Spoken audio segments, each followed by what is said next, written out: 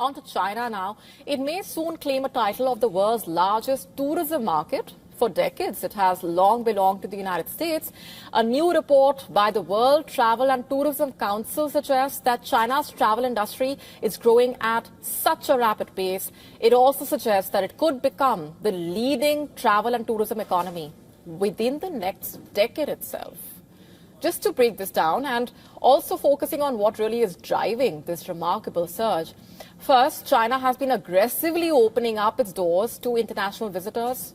Since 2023, in fact, China has expanded its visa-free entry program to include citizens from more than 50 countries. The move has made travel to China easier, faster, and also more attractive for millions of potential tourists.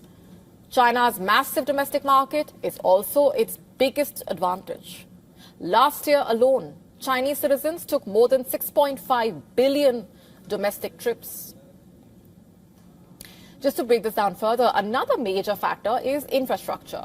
Over the past 2 decades, China has built one of the world's most advanced transport networks. The country now has more than 260 commercial airports and thousands of high-speed rail stations connecting major parts with smaller destinations. And this has also made it easier, of course, for travelers to explore parts that were once difficult to reach. And this is also being laced with China's digital ecosystem.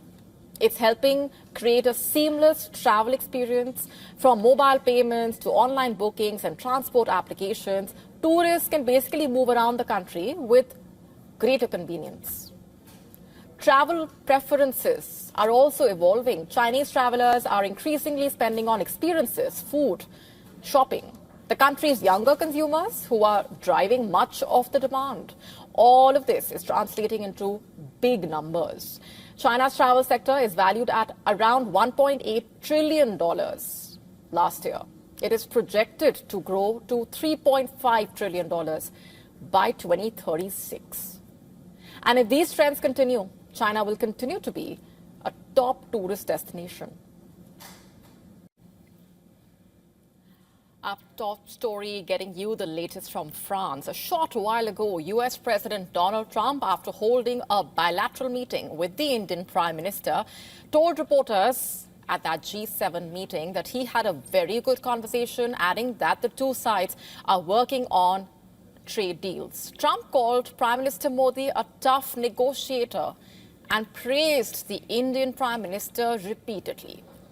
Prime Minister Modi told US President Donald Trump that the safety and security of lakhs of Indian seafarers is of paramount importance to India, highlighting New Delhi's concerns over the recent attacks on vessels in the Gulf carrying Indian crew members. Several vessels carrying Indian crew members, remember, have come under attack in the Gulf waters in recent weeks as the US enforced its blockade on the Strait of Hormuz and the Iranian ports. In one such attack, 3 Indian sailors were killed in a US strike. Excellency, आप जानते हैं कि maritime trade की दुनिया में भारत के लाखों सी Ferrers आज दुनिया के अलग अलग समुद्र में अपनी सेवाएं दे रहे हैं, विश्व की प्रगति में बहुत बड़ा योगदान दे रहे हैं और मैं समझता हूं कि उनकी सुरक्षा भी उतना ही महत्वपूर्ण है। एक्सेलेंसी, समझौते के लिए शांति के प्रयासों में आपने भरपूर प्रयास किया है। मुझे पूरा विश्वास है कि समझौते में सीफेरर की सुरक्षा भी सुनिश्चित होगी और उसको प्राथमिकता मिलेगी। It's a rough profession, there's no question about it, and we work together on it. This has been happening throughout time, but we work together on it. Yeah, certainly. We love all of those people, and they're great people. And the Indian Prime Minister praised the US leader for his efforts to bring peace in West Asia. Prime Minister Modi also stressed upon the opening of Hormuz. Listen to this. Excellency, आप और हम सभी इस बात से सहमत हैं कि हॉर्मुज का खुला रहना एक वैश्विक अर्थव्यवस्था के लिए बहुत ही अनिवार्य है। एक्सेलेंसी, हम हमेशा कहते रहे हैं कि फ्रीडम ऑफ नेविगेशन सुनिश्चित होना चाहिए और इस पर हम सब ने मिलकर के बल देना चाहिए। And Donald Trump also offered a strong public endorsement of India, saying the United States would come to the country's aid if it were attacked, while Prime Minister Modi remained in office. Listen in to what was said. I think it's a great relationship. I can tell you this, without having a contract, we don't have a contract, you'd have to write contract, but if they were attacked, we would be there to help them. How is that? Is that a good statement? Okay, come here, man. If anybody attacks that man, we're going to be there. And during his interaction with the reporters, WION Sybil asked President Trump when he would visit India. Listen in now. President Trump, when will you go to India and how do you see Quad as well? This is a grouping that was started under your first term, and this is a grouping that all the four countries are looking forward to. Well, we had a great visit last time in India. We opened up that new stadium, and I think there were 400,000 people. It seated like about 150,000, and there were 250,000 outside, and there were 100,000 on the grass. That was, I don't know if that record's ever been broken, but I had a great time in India. And again, answering WION's question on energy deals between India and the US, President Trump said India can do anything with the US. Listen in to exactly what was said. How do you see energy cooperation? India is diversifying, buying more energy from across the world, including United States. I'm Sybil from WION. How do you see India buying energy from you? India can do anything they want with us. We have the best relationship. We cannot be closer than we are. Would you say that, sir? I don't think we can be any closer. Both him and I and our nations, but it really starts with the two of us. We cannot be closer. Now, there may have been some frostiness in the ties between India and the US, but that camaraderie between Prime Minister Modi and the US President was on full display during that bilateral meeting on the sidelines of the G7 summit. Remember, this was the first face-to-face meeting between the two leaders after 16 months.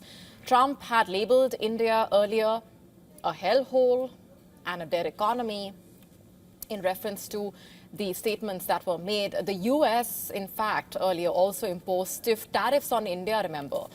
But the meeting turned into a praising session for Prime Minister Modi, with Donald Trump describing him as a tough leader, a tough trader, in fact, who loves Indian people, a beautiful person, and also as nice as an angel. Our next story focuses on Japan's imperial family, the world's oldest continuous monarchy facing a growing succession crisis. With just 16 members left in the royal family, and only 3 male heirs to the throne, Tokyo is now moving to preserve a tradition that stretches back more than 2 millennia. And the country's parliament has advanced a plan to basically bring distant male relatives of the imperial house back into the royal family, a move aimed at protecting the country's male-only line of succession. Under the proposal, men descended from former imperial branches who lost their royal status after World War II could be adopted into the imperial family, expanding the pool of potential future emperors. But the plan has also sparked a national debate. Critics basically argue that Japan is ignoring a far simpler solution, allowing women to ascend the throne. Public opinion polls, meanwhile, have repeatedly shown strong support for a female emperor, with many pointing to Princess Aiko, the only child of the Emperor Naruhito, as a popular and capable future monarch.